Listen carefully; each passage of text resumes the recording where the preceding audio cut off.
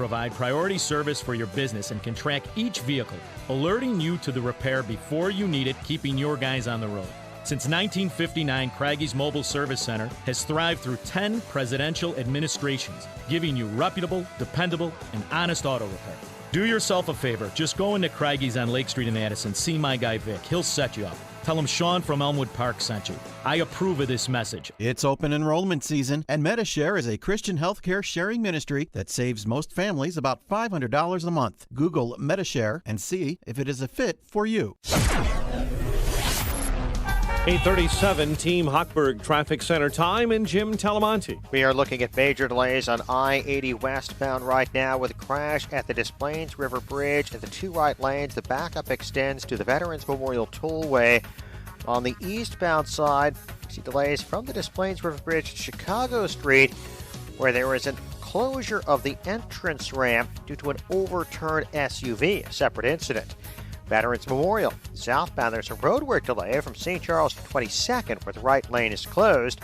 Northbound Tri-State traffic is heavy from Reagan Tollway to the Eisenhower. Inbound Kennedy. Trip time O'Hare to downtown is 35 minutes. The Eisenhower runs 43 minutes from 390 to downtown. Stevenson, 31 minutes from 355. That's traffic. I'm Jim Talamonte. Chicago's Morning Answer continues next in our AM 560 Weather Center. Nice day ahead. Plenty of sunshine. High 71, clear in 53 overnight. 53 at O'Hare. Next news at 9. Chicago's Morning Answer with Dan and Amy continues next on AM 560 The Answer. Listen to AM 560 The Answer online at 560theanswer.com, on the AM 560 mobile app, on your Alexa-powered smart speaker, on TuneIn, iHeart, and radio.com. Only the biggest stories, only the biggest guests, and only the biggest opinions. This is AM 560 The Answer.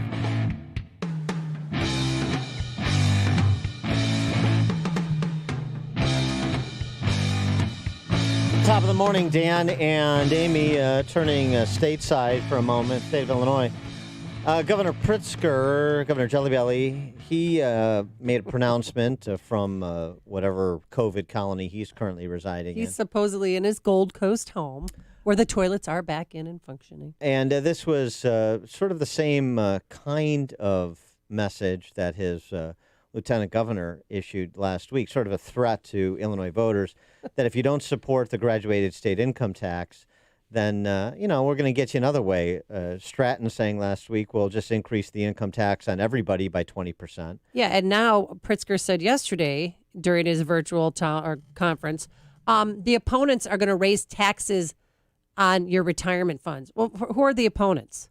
They would, in fact, tax retirement income. They've proposed that. Who's they? I think that we ought to be alleviating the burden on people across Illinois. I want to preserve the ban on retirement taxes, and I stand with all Democrats opposed to raising retirement taxes. But the people who are opposed to the fair tax want to put the burden on people who can't afford it. I want to put the burden on the people who can most afford it, and that's our millionaires and billionaires in Illinois. First of all, that's not true. Secondly, even if it were true, how does a super minority of Republicans in the General Assembly pass a tax on retirement income against the wishes of the supermajority of Democrats in control? It's another bullying tactic to say, you better vote for the fair tax or else. And I don't know if that means that stop calling it the fair tax, by the way. Yeah, it's not the fair tax. The graduated state income tax, the tax increase, graduated state income tax. I don't know how it fares. My sense is that it will pass just because, how can you rely on the wisdom of the Illinois electorate? Number one. Number two, that there's only really one campaign being run on the issue, and that's the $50 million plus campaign underwritten by Governor Jelly Belly. Class MB politics works. The suburbs there is no Republican Party, and the Republican Party, to the extent it presents itself at the state level in so many legislative races, is non-existent, and to the extent it's existent in an embarrassing way. So I think that's a recipe probably for it to pass, although these sort of these sorts of threats from Pritzker and Stratton do make me question it, absent any polling I've seen recently, do make me question whether or not they're a little bit nervous about its passage. For more on this is really a state issue, but he is still a state senator, and he is running to be a member of Congress. He is Jim Oberweis. So for more on this and other federal topics, we're pleased to be joined by State Senator Jim Oberweis, congressional candidate, Republican nominee for Illinois 14, and, of course, the owner of Oberweis Dairy. Jim, thanks for joining us. Appreciate it. My pleasure. Thanks, Dan and Amy. Good to speak with you. Now, I was speaking about the graduated state income tax, the tax increase, generally speaking, statewide perspective. In your congressional district, I presume the message is fairly clear in opposition to it. No question about it. And by the way, we don't refer to it as a progressive tax. We refer to it as the Madigan-Pritzker tax increase, which is absolutely simply what it is. And why are people in your district opposed to it? It's just millionaires and billionaires paying a little bit more. Yeah, right, sure. First go around, yes. But I think it's pretty clear that once you change the Constitution, you then allow the legislature to set the rates wherever they want for whoever they want. And currently, if they make a change in tax rates, it affects everybody. So there is clearly some resistance or some concern on the part of legislators to vote for that tax increase. Once they change it so they can just, supposedly the first 3% are tax higher. Well, you know what? The legislature has an insatiable appetite for more money to spend. Now we have to tax the next 10%, and then the next 10%, and then the next 10%. Until they get down well into the middle-class working families who end up paying the bill, because it's a bigger group that they can tax. If they tax the top 3% at 100%, it wouldn't raise enough to meet their appetite and fund the unfunded pension liability.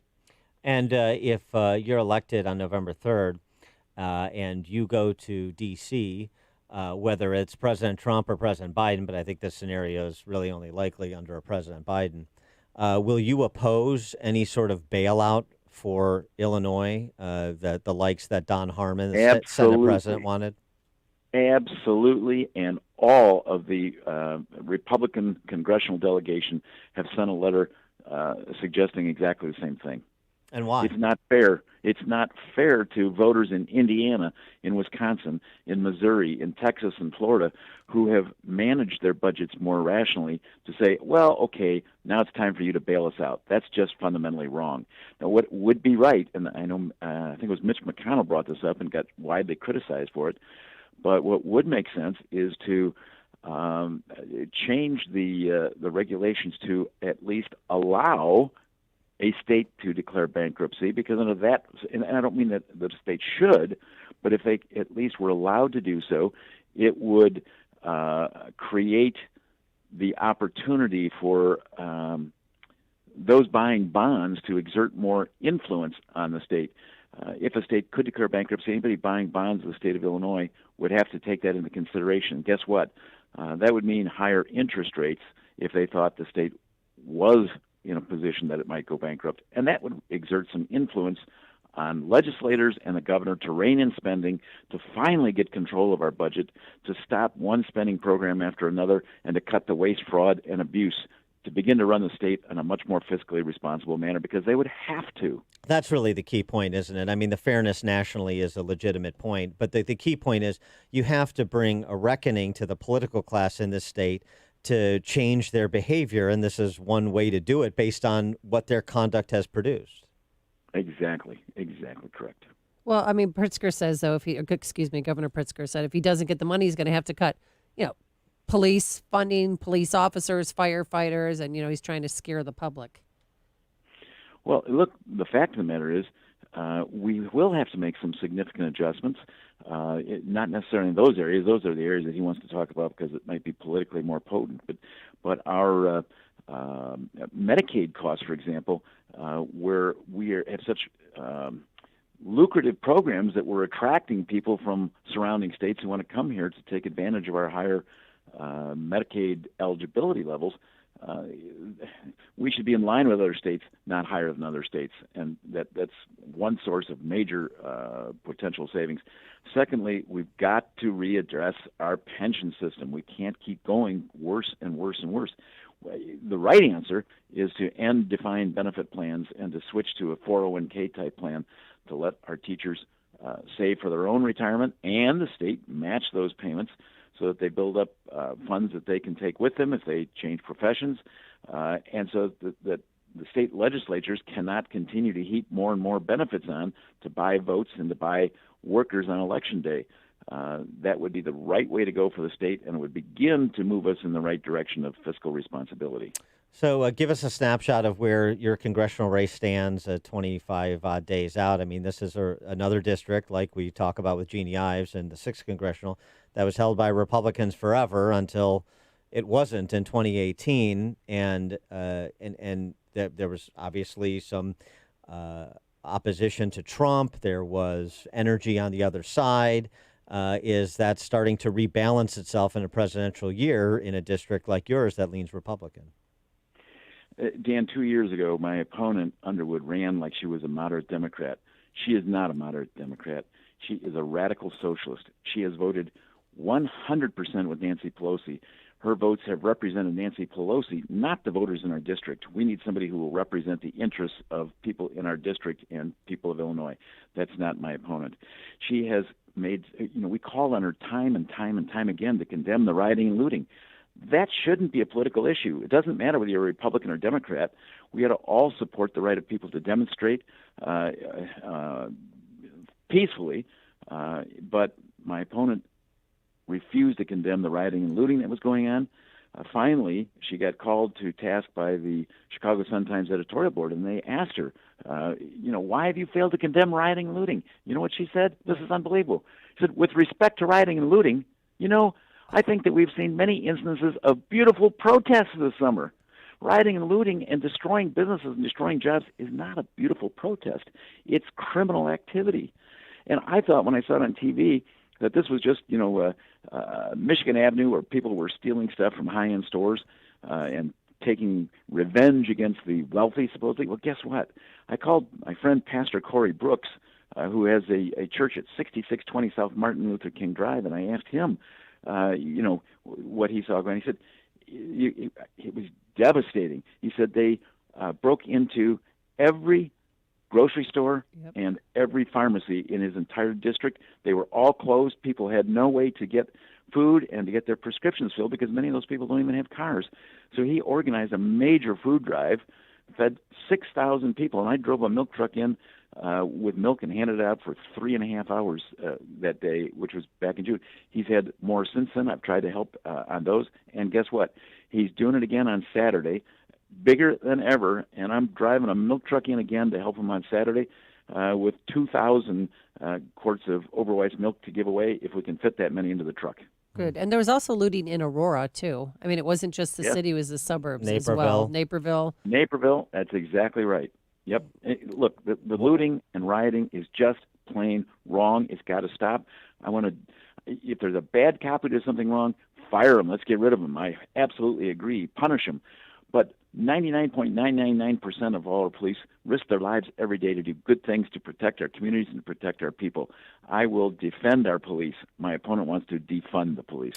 And your opponent is also, as you would expect, is saying, Jim Oberweis is a rich white guy, and he's the same as Donald Trump, and he doesn't like people that are different from him, and all the usual attacks of the left. You suffer from all the isms and the phobias. And how is that playing out in this election? Well, yeah, that makes a lot of sense. One of my best friends happens to be Pastor Corey Brooks, who's an African-American pastor in the south side of Chicago. That makes a lot of sense, doesn't it? That's such ridiculous nonsense. She has no idea about the values of the people in our community. She likes to say she was going to be transparent and accessible. Well, nothing could be further from the truth. I've been out there knocking on doors every weekend day for months. And when she was asked about that by the Sun-Times, she said, "Oh, no, I'm not doing that. That's too dangerous." Well, let me tell you, when I go knocking on doors, I wear a mask. I step back 6 feet from the door, and I talk to people about their issues and their concerns. And believe me, people are very delighted to have you come and to give them a chance to express those concerns. Some people don't want to talk. Some people don't care. That's fine. Go on to the next house. But most of those people do. And the other thing that I found in that is nobody seems to like Joe Biden. There are a lot of people who love President Trump or can't wait to get out to vote for President Trump. There are a lot of other people who don't like the president and can't wait to get out to vote against him. But it seems like people are going out to vote for Trump or against Trump. Nobody's going out to vote for Biden. And help all of us out here. Is she a nurse or a dental hygienist? What's up with that? Can you refresh our memories? Well, yeah, she ran in her commercials talking about being a nurse, and started at the beginning of this campaign, although we've heard a little less about it now, because she has never practiced as a nurse. She's never been in the private sector. She's never paid a real estate tax bill. She identifies as a nurse, though. She identifies as a nurse. Right. Yeah. She did get a nursing degree when she passed the test the second time after failing the first time. And by the way, the test has a 90% pass rate. But she did finally pass it. But she's never worked as a nurse. She's never practiced as a nurse. And in those early commercials, which were shot in a dentist office, she said, when I looked in my patient's eyes, well, guess what? She didn't have patients. That's the problem. Her views are so extremely different from the people in this district, she can't tell the truth. I've lived in this district my entire life. I've been in the same house for the last 43 years. People know me. They know Oberweis Dairy. They know our values. They know we have concern for the environment. That's why we use returnable glass bottles. Major believer in recycling. I wear masks when I'm indoors with other people for a prolonged period of time. If I'm out walking or riding a bike or jogging, I don't wear a mask. Then you don't need to. That's craziness. What has she? Now that she's making $175,000 a year, has she been able to get her own place yet, or is she still living in Joe Biden's basement? Living in her parents' basement, I parents' guess. Basement, yeah.